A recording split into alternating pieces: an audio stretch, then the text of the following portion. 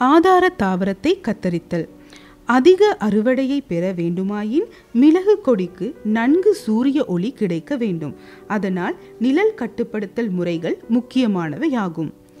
கிலிசீரியா ஆதாரத்தை கத்தரிக்கையில் ஆதாரத்தின் உயரம் 12 தொடக்கம் 15 அடி வரை இருப்பது பரிந்துரை செய்யப்படுகிறது. குறைந்த சரிவினை கொண்டுள்ள சமவெளி நிலங்களில் 25 தொடக்கம் 30 அடி உயரத்துக்கு துணை தாவரத்தை பராமரித்து செல்லக்கூடியதாக உள்ளது.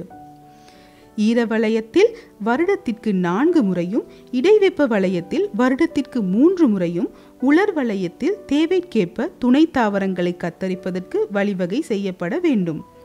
அவ்வாறே துணை தாவரத்தின் நிழல் நீக்கல் செயல்பாட்டை பருவப்பெயர்ச்சி மழைக்கு 3 தொடக்கம் 4 வாரத்திற்கு முன்னர் மேற்கொள்வதால் பூப்பதை தூண்டலாம்.